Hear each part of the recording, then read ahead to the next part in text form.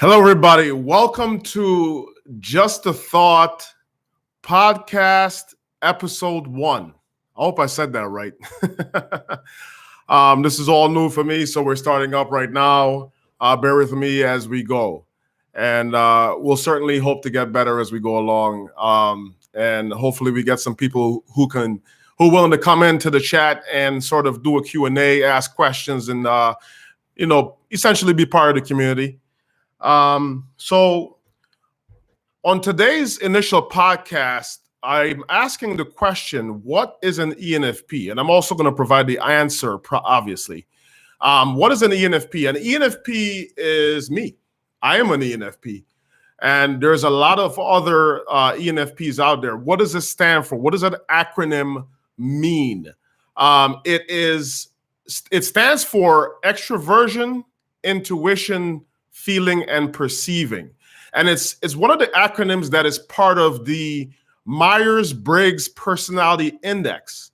And I'll tell you a little bit about the Myers-Briggs Personality Index as we go here. So the Myers-Briggs, or MBTI, is a sort of introspective self-report questionnaire indicating differing psychological preferences in how people perceive the world and they make decisions. So it's in the realm of psychology, okay? And just in case you've never heard of it before. So the original versions of the MBTI were constructed by two Americans. And I'm reading off of Wikipedia here just for full disclosure. The original versions of the MBTI were constructed by two Americans, Catherine Cook Briggs and her daughter, Isabel Briggs Myers. And the MBTI is based on the conceptual theory proposed by Swiss psychiatrist Carl Jung, who speculated that people experience the world using 4 principal psychological functions: sensation, intuition, feeling, and thinking. And that one of those 4 functions is dominant for a person most of the time. And this, there's alternatives to each letter in that acronym. Introversion slash you can either be an introvert or an extrovert, and I think most people know that already. I'm obviously an extrovert. I'm sitting in front of a camera right now with a microphone in front of my face. Okay, usually an introvert doesn't want to do that. Sensing versus intuition. I'll get into some of the meanings of some of these things down the line. And thinking and feeling, and finally judging or perceiving. Each person is said to have one preferred quality from each category, producing 16 unique types. So most of the research supporting the MBTI validity has been produced by the Center of Applications of Psychological Type, an organization run by the Myers-Briggs Foundation, and published in the center's own journal, the Journal of Psychological Type, raising questions of independence, bias, and conflict of interest. So what that means is, essentially, this is not a full-blown science. It's not a reproducible science, essentially, but it sort of gives people a little bit of perspective on psychology and how the human brain works. I come from a culture where people don't really delve too much into psychology. I'm a Caribbean man, and in the Caribbean, we don't really talk about psychology and anxiety and things of these nature. Doesn't mean it doesn't affect us. It's just not really part of our culture. So once I came to this country, I sort of, as time went along, I sort of discovered a love and an interest in psychology and understanding the human mind, being mindful, and things of that nature. I'm very spiritual as a person. So getting back into the subject here, what is an ENFP? And for me, I'm an extrovert. The E stands for extrovert. I sort of I'm an extrovert. Hey, this is my friend Juicy. What's up, man? So I'm an extrovert. And what that means is that I draw my energies from being around other people. I'm very social. I like to entertain. I like to speak, obviously. you can either be, generally speaking, you can sort of be an extrovert or an introvert, which means other introverts don't really draw their energies. They're not really energized from being around other people. And they kind of prefer to be by themselves to recharge. Essentially, it is what it gives you energy to be around people, or it gives you energy to not be around people. There's really no other way to explain it. And the other letter in the acronym is the introversion part. I'm sorry, it's the intuition part versus sensing. Intuition delves into your ability to be imaginative, using that sixth sense. We talk about six senses. We talk about sight. We talk about hearing. We talk about the sense of smell, the sense of touch, and we're with the sense of taste. These are the five senses that typically we talk about, but I do believe that we have a sixth one called intuition. Okay, that's imagination. That's the ability to be sort of a people reader. Reading body language and reading, sensing energies in the room and so on. So that's all part of intuition. Then also we have for me personally, we have the feeling portion of it. So I'll get right into to specifically to the ENFP, and an idea of what an ENFP is. And the campaigner personality type, that's a description of the ENFP. They are often the life of the party, but unlike other personality types in the idealist group, campaigners are less interested in sheer excitement and pleasure of the moment than they are in enjoying social and emotional connections they make with others. They're typically charming, independent, energetic, and compassionate. And about 7% of the population of the world, they say, comprise of the ENFP personality type. I'd like to encourage everyone to go ahead, and if I haven't said that before, please hit the like button on the video and hit the subscribe button. We're definitely going to be doing a lot of podcasts for the most part on this channel, and we're still going to be doing movies and films, and we're still going to be doing other jump cut type videos, and eventually we are going to make music. We're gonna make music and upload it to the channel and so on. But just something to look forward to. So in the Myers-Briggs system, so down below in the description, actually, I'm actually linking to a website that I use to discover what my personality type was. And it's humanmetrics.com. If you go down in the description down below, you will see a link to that, and you can also take that test. And it's a free test. It's completely free, and it kind of gives you insight into yourself. So when did I discover the Myers-Briggs index? It really wasn't that long ago, honestly, considering how life-changing it was for me. It was about late 2018, somewhere around there. I had some life-changing events happen. And I was sort of trying to figure out, what I wanted to do, where I wanted to go in certain things. And I was a little bit confused. So what I did was, I was talking to a friend of mine, and he had accidentally discovered the Myers-Briggs system. And he found out that he was an INFJ personality type. And him and I, we had so many things in common that we thought that maybe we were both INFJ personality types. So he took the test. He found out he was INFJ, and then I took the test and found out I was an ENFP. Now, INFJ is the rarest personality type. So initially, I kind of had that feeling of like, oh wow, I'm rare. I'm so different. I'd like to be. I'm an INFJ, but no, I'm an ENFP, and ENFPs are actually fairly common. There's a lot of ENFPs out there, personality types. So once you figure out what that is, you'll kind of see that yes, my personality type is pretty common in the world. ENFPs are said to comprise of 8.1% of the human populations, whereas INFJs are 1.5% of the human population. But I've always kind of felt a little bit different throughout my life, and I've always been sort of a showman, somebody who doesn't mind speaking publicly. I spend a lot of my time talking. I mean, if you if you know me very well, you know that. And growing up in school, if you look at my report cards, it always said that it always said, Johans has a lot of potential, but he just talks too much. Okay, so it always felt like my speaking and the amount of talking that I do was sort of a negative or a blemish in my personality. Come to find out, it's pretty common in ENFPs. I mean, you sure should control yourself and know when to keep quiet, but it's actually a superpower. The ability to speak publicly and the ability to influence people is definitely part of my superpower.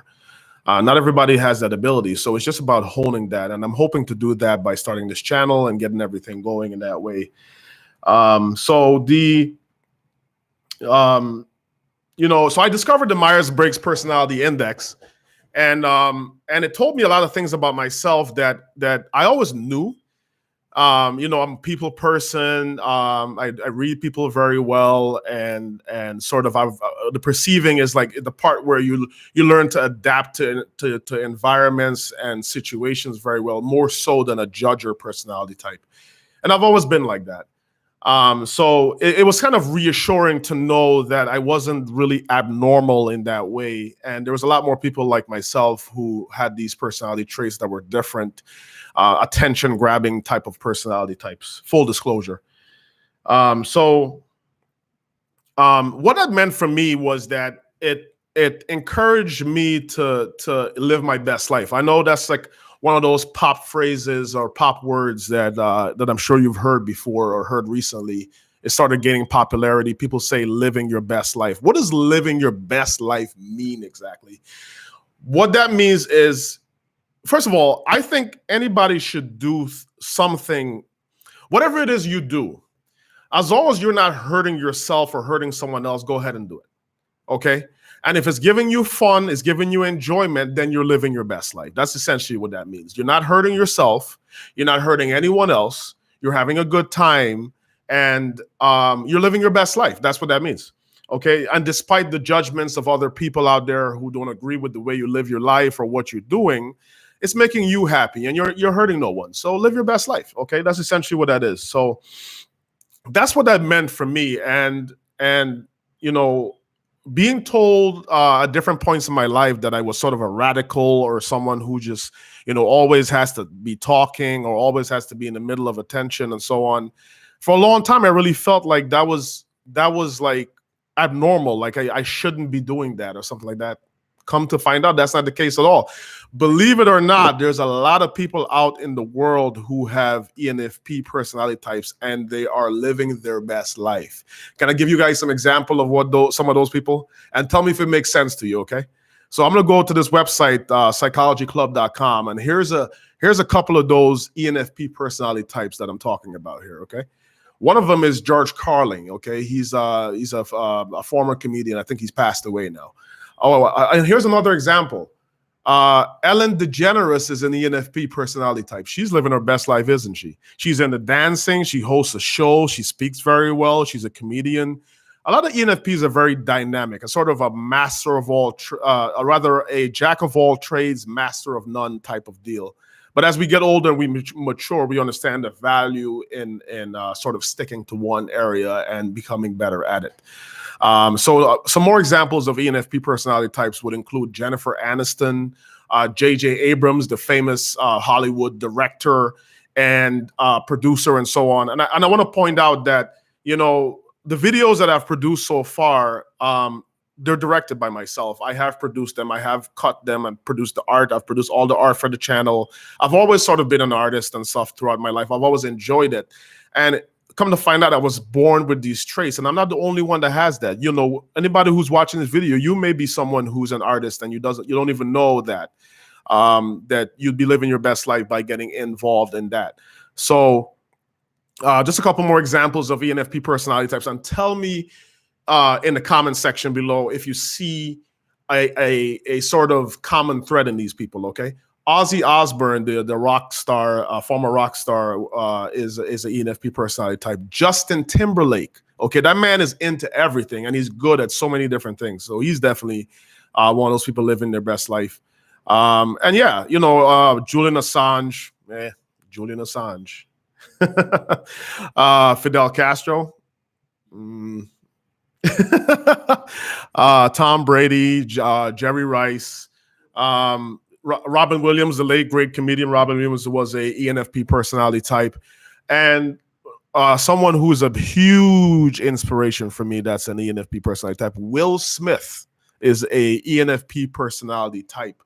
So I'm gonna go ahead and be inspired by these people and try to live my best life. And yeah, Fidel Castro. Yeah, he's.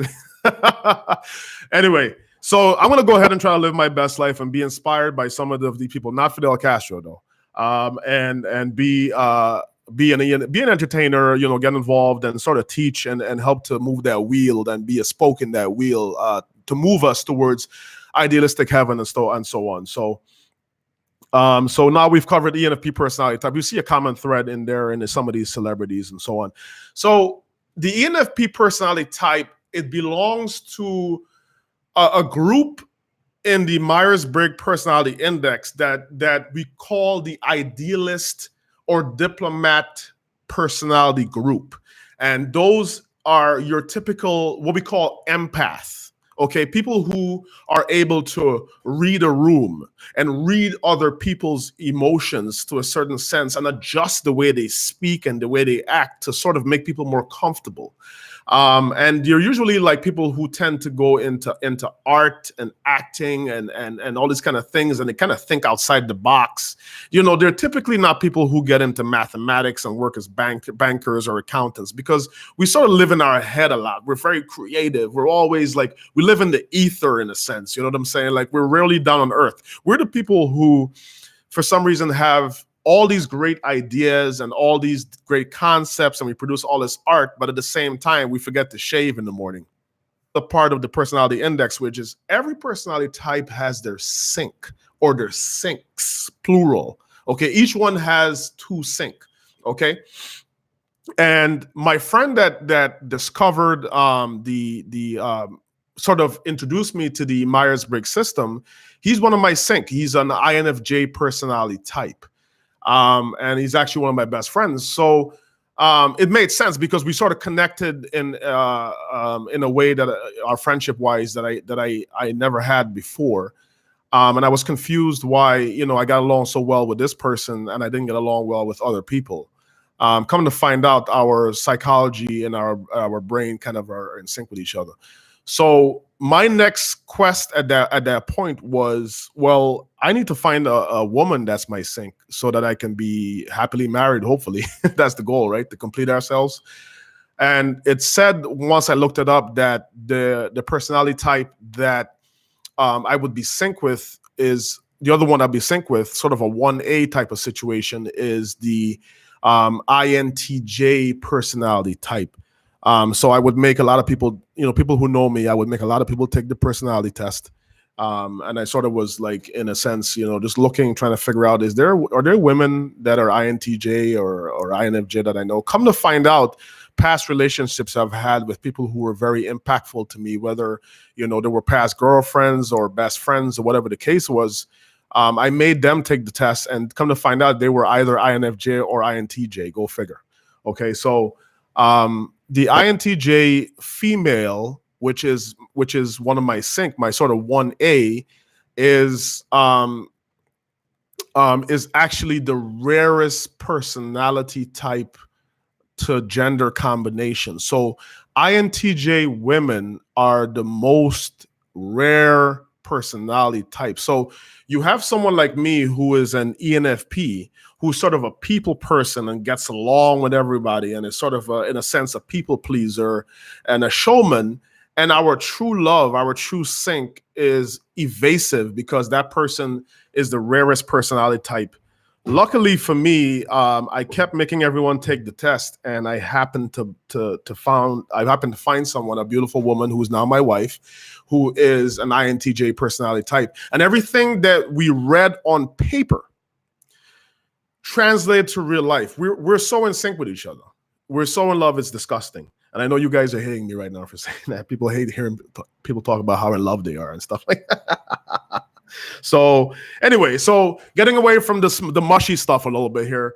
The idealist types in that group of idealists, they include the INFP, and one of my best friends is an INFP personality type. INFJ that I mentioned before, ENFP myself, and the final one is the ENFJ personality type, extroversion, intuition, feeling, judging. And they're typically people who tend to be more teachers and things of that nature. So those are your typical idealist personality types. The INTJ, which is my sync, is not an idealist. Typically, they're not really people. They're very much introverts and things of that nature. But just a quick rundown of some of the other personality types that there are. Excuse me. So starting from the most common would be an ISFJ personality type.